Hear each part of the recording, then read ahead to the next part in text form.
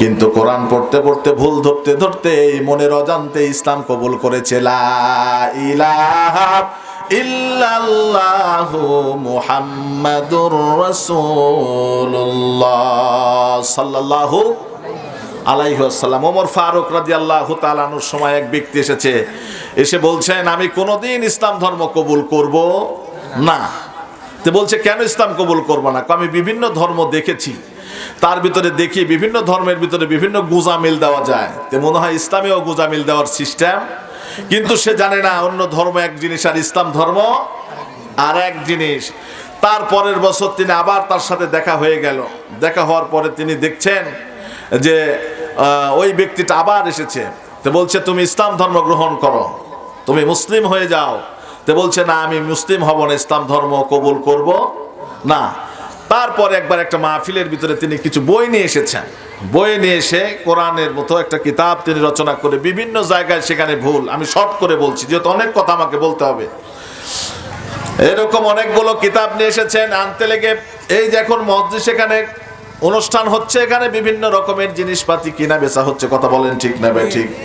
এখন যে যেই জিনিস সম্পর্কে বুঝে, সাউন্ড বাড়াতে, যে যেই জিনিস সম্পর্কে বুঝে তাকে বোঝানোর আর কিছুই। এখন একজন হাফেজে কোরআন তিনি এসেছেন, আনার পর সুন্দর করে একটা কোরআনের মতো একটা কপি নিলেন, বই নিলেন। নেওয়ার পর তিনি দেখলেন এখানে পড়তে লেগে সূরাতুল ফাতিহার ভিতরে যেরকম আমরা পড়ি, কিন্তু এটা তো পড়তে লেগে সেরকম দেখা যায় না। আবার বাকারা যখন আমরা শুরু করলাম, বাকারার শুরুতে আলিফ লাম মিম যালিকাল কিতাবু লা রাইবা ফি, এরকম করে করে আমি দেখতে দেখতে দেখি বিভিন্ন জায়গায় পড়াশোনার সাথে তেমন কোনো মিল নাই। সঙ্গে সঙ্গে চলে গেছেন মুহতামিম হুজুরের কাছে, করছে, হুজুর দেখেন তো এই কোরআন কিরকম কিরকম আমার কাছে লাগে। তার কারণ হলো নিজের কিছু বানানো কথা, নিজের কিছু মন গড়া কথা অতীতেও বিভিন্ন ধর্মগ্রন্থ চালায়া দিল, কেউ কোনোদিন ধরতে পারলো না। কিন্তু কোরআনের ভিতরে চালায়া দেওয়ার সঙ্গে সঙ্গে দেখতে পেল আমাদের কোরআনের সাথে তার ছাপানোর কোরআনের কোনো মিল। সঙ্গে সঙ্গে তাকে ধরা হলো, মটকানি হলো, মায়ের শুরু করা হলো। আল্লাহু আকবার। এই কোরআনে কারো ইফরাদও করা যাবে না, তাফরিদও করা যাবে না, তার কারণ এটা যালিকাল কিতাব করেছেন কে? আল্লাহ। সঙ্গে সঙ্গে তার উপরে যখন মার নাজিল করা হলো, মানে মার শুরু করা হলো, ব্যক্তি বলছেন, আমি আসলে কোন ধর্মের মানুষ না, আমি মূলত ইসলাম ধর্মকে টেস্ট করার জন্যই কাজ করেছি। ব্যক্তিকে প্রশ্ন করা হলো ইসলাম ধর্মকে টেস্ট করার জন্য, মানে তিনি বলছেন ইতিপূর্বে আমি অনেক ধর্মের বিভিন্ন ধর্মগ্রন্থ নিয়েছি, তার কিছু কথা আমার কিছু কথা সুন্দরভাবে চালিয়ে দিয়েছি, কখনো কোনো জায়গায় ধরা খাই নাই। কিন্তু আমি মুসলমানের ধর্মগ্রন্থ কোরআন নিলাম, আর আমার মনে হলো আমি এটার মধ্যে আমার কিছু কথা আর ইসলামের কিছু কথা আমি চালাইয়া দিই। কিন্তু ইসলাম ধর্মের যে প্রথমে যালিকাল কিতাব আছে আর এই কিতাবের যে অনেকগুলো হাফেজ আছে এটা আমার জানা ছিল না। আমি পড়ার সাথে সাথে এখন দেখি ছোট্ট একটা হাফেজে কোরআন আমার এই ভুলটা ধরে ফেলেছে। সুবহানাল্লাহ বলেন সকলে। ছোট্ট একটা হাফেজে কোরআন সূরা ফাতিহার ভুল ধরে ফেলেছে। আল্লাহু আকবার। হাফেজে কোরআন যখন ভুল ধরলো তার উপরে মার দিয়ে দিল। সঙ্গে সঙ্গে ব্যক্তিটা বুঝতে পারলো এটা আর অন্য কোনো ধর্ম নয়, ইন্না দীনা ইনদাল্লাহিল ইসলাম, নিশ্চয় আল্লাহর কাছে একমাত্র মনোনীত ধর্মের নাম কি বলেন? আরো জোরে বলেন, নাম কি? আল কোরআনের সৈনিক আমি, নেই তো পরাজয়, এক আল্লাহর গোলাম আমি, এই তো পরিচয় আমার, এই তো পরিচয়। কোরআন হাদিস শাসনতন্ত্র রাসূল আমার নেতা, ইতিহাস মোর চির বিপ্লব এখনো আছে তা গাথা। কথা বলেন ঠিক না ঠিক? সেই ইসলামকে নিয়ে, সেই কোরআনকে নিয়ে এখনো এক শ্রেণীর উল্লুক্কা পাঠার আবির্ভাব হয়েছে, তারা বিভিন্ন সময় ব্লগে লেখালেখি করে। কথা বলেন ঠিক না ঠিক? আমার নবীকে নিয়ে, ইসলামকে নিয়ে বিভিন্ন লেখালেখি করে, এরকম দুষ্টু জানোয়ার আছে না নাই? আমরা আদর্ত কণ্ঠাসকে তাফসীরুল কোরআন মাহফিল থেকে বলতে চাই, যারা কোরআনের আইন নিয়ে, কোরআনের শাসন নিয়ে এবং কোরআনের পাঠক এবং কর্মীদেরকে নিয়ে তোমরা ব্যঙ্গ লেখালেখি করতে চাও, আজকে কান পেতে শুনে রাখো। বাংলার পূর্ব গগনে যতদিন সূর্য উদিত হয়ে পশ্চিম দিগন্ত অস্তমিত যাবে ততদিন পর্যন্ত এই দেশের মসজিদের ভিতরে আজান চলবে, কামত চলবে, যতদিন মাদ্রাসা থাকবে, যতদিন কোরআন আর হাদিস নিয়ে, ইসলামী রাষ্ট্র নিয়ে কোনো পায়তারা কাউকে করতে দেওয়া হবে না। কথা বলে মুসলমান ঠিক না ঠিক? যে করতে আসবে প্রয়োজনে তার দাঁত ভাঙা জবাব দেওয়া হবে। হাত তুলে বলে মুসলমান, কথা ঠিক না বেঠে?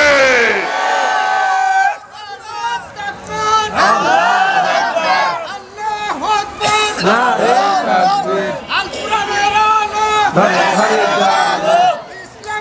আলো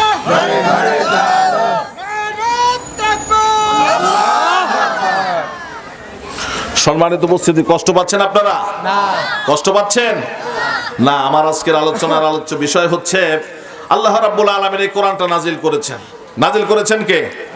আল্লাহ পাক। তানজিলুম মির রাব্বিল আলামিন, সূরাতুল হিজরের 9 নম্বর আয়াত। আল্লাহ পাক রব্বুল আলামিন বলেন, ইন্না নাহানু নাযালনা যিকরা ওয়া ইন্না লাহু লাহাফিজুন। জোরে বলুন আল্লাহু আকবার।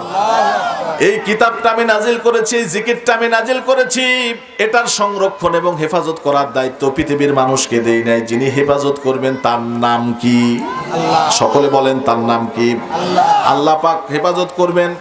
এই জন্য সাবকন্টিনেন্টের বিভিন্ন পশ্চিমা বিশ্বের বিভিন্ন ইহুদি নাসারারা চিন্তা করলো, দিনে দিনে তো মুসলমানরা বিজয়ী হচ্ছে, দিনে দিনে মুসলমানদের তো দল ভারী হয়ে যাচ্ছে। আল্লাহু আকবার। নবী সাল্লাল্লাহু আলাইহি সাল্লামের জীবনের শেষ সূরা সূরাতুন নাসার নাজিল হয়েছে। ইযা জা নাসরুল্লাহি ওয়াল ফাতহ আরাআইতান নাস সায়াদখুলুনা ফি দীনিল্লাহি আফওয়াজা ফাসাব্বিহ বিহামদি রাব্বিকা ওয়াস্তাগফিরহু ইন্নাহু কানা তাওয়াবা। জোরে বলুন আল্লাহু আকবার। ইদা জা নাসরুল্লাহ, হে নবীজি আপনি দেখতে পাবেন যখন আপনার কাছে সাহায্য চলে আসবে। নাসরুল্লাহ, আল্লাহর পক্ষ থেকে সাহায্য দেওয়ার মালিক কে? আল্লাহ। সকলে বলেন কে? আল্লাহর পক্ষ থেকে যখন সাহায্য চলে আসবে, ইজা জা নাসরুল্লাহ ওয়াল ফাতহ, এবং বিজয় আসবে। ওরাআইতান নাস সায়াদখুলুনা, আপনি নিজের চোখ দিয়ে দেখবেন মানুষগুলো দলে দলে দলমত নির্বিশেষে অনেকগুলো মানুষ করে আপনার ইসলাম ধর্মকে কবুল করে নেবে। সুবহানাল্লাহ বলেন। ফি দীনিল্লাহি আফওয়াজান, ফাউজুন এক বচন, আফওয়াজান বহু বচন। দলে দলে মানুষ ইসলাম কবুল করবে আর তারা বলবে ফাসাব্বিহ বিহামদি রাব্বিকা ওয়াস্তাগফিরহু ইন্নাহু কানা তাওয়াবা। ফাস্তাগফিরু মানে সে তওবা করবে, তার কারণ অতীতের ভুলগুলো সে জানতে পারবে। আমি কোরআন বিদ্বেষী ছিলাম, আমি রাসূল বিদ্বেষী ছিলাম, আমি ইসলাম বিদ্বেষী ছিলাম, আমি টুপি দাড়ির বিরোধিতা করেছি, কোরআনের বিরোধিতা করেছি, রাসূলের সুন্নাহর বিরোধিতা করেছি, আমি আর করব না, আমি অন্যায় বুঝতে পেরেছি, সুতরাং আমি ইসলামের ভিতরে ঢুকবো। আমাকে মুসলমান বানায়া দাও, আমাকে পড়ায়া দাও কালেমা লা ইলাহা ইল্লাল্লাহু মুহাম্মাদুর রাসূলুল্লাহ সাল্লাল্লাহু। কষ্ট পাচ্ছেন আপনারা? কষ্ট নাই। তার কারণ এই কিতাবটা যিনি নাজিল করেছেন তিনিই বলছেন এটাকে আমি সংরক্ষণ করব এবং হেফাজত করব। রাসূলের সময় যখন কোরআন নাজিল হতো, পাহাড়ের উপরে লেখা থাকতো, পাহাড়ের গায়ে বড় বড় পাথর, তারপরে উটের চামড়া, বড় বড় গাছের বাকল, এরকম সুন্দর সুন্দর জায়গার ভিতরে লেখা থাকতো বিক্ষিপ্ত অবস্থায়। কিন্তু জামিউল কোরআনুল কামিল হায়া ও শুবাতুম মিনাল ঈমান, ওসমান রাদিয়াল্লাহু তাআলা আনহুর সময় দেখলেন বিভিন্ন জায়গায় মানুষ বিভিন্ন সূরতে কোরআন পড়ে, কিন্তু একজনের সাথে আরেকজনের তেমন কোনো মিল। তিনি বলতে পারলেন এটার জন্য একটা কোরআনকে আমার একত্রিত করা দরকার। কোরআনকে কি করা দরকার? জামেউন করা দরকার। তিনি সবগুলো পাঠ্যপুস্তককে ঠিক করে রাখার পর একটা কোরআন তিনি নিজে ছাপালেন, বাদ বাকিগুলো তিনি পুড়িয়ে ফেললেন। তারপরে সাধারণ মানুষ বুঝতে পারলেন আল্লাহ নবীজির কোরআন তুমি কেন পোড়ালা? বললেন এই কোরআনটা তেমন কোনো ঠিক নাই, মানে আগে রাপ একটা করলো সেটাকে পুড়িয়ে ফেললো, মূল একটা কোরআন রাখলো, তারপরে সেখান থেকে বিস্তারিত লাভ করলো, আস্তে আস্তে কোরআন দেয়। তার কারণ যিনি কোরআন তিনি লিখেছেন তিনি বিশ্বনবী সাল্লাল্লাহু আলাইহি সাল্লাম হলেন সর্বপ্রথম কোরআনের হাফেজ। আল্লাহু আকবার। এই কোরআনটা যিনি হিফজ করবেন, লাউ জুইলাল কোরআনু ফিহ বাবে সুম্মা উলকিয়া ফিন্নার মাখতারাকা।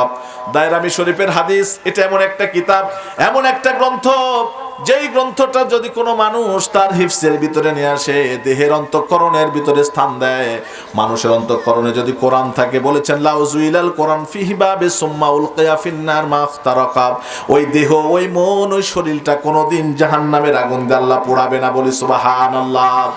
কিতাবের ভিতরে আমি নিজে পড়ে দেখেছি, কিতাবের ভিতরে আমি নিজে পড়ে দেখেছি, কালকে কিয়ামতের ময়দানে না, মানুষ মৃত্যুশীল একজন প্রাণী, মানুষ হিসাবে আমরা যারা দুনিয়াতে এসেছি, একদিন আমাদের সবাইকে মরতে হবে কি হবে না?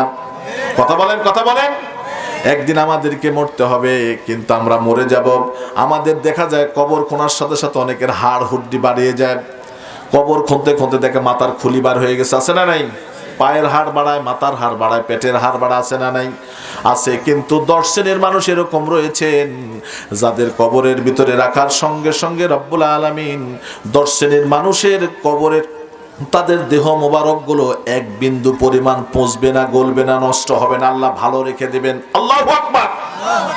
তার ভিতরে এক শ্রেণীর মানুষ হলো তারা কোরআন হিফজ করে এর উপরে আমল করেছেন যারা।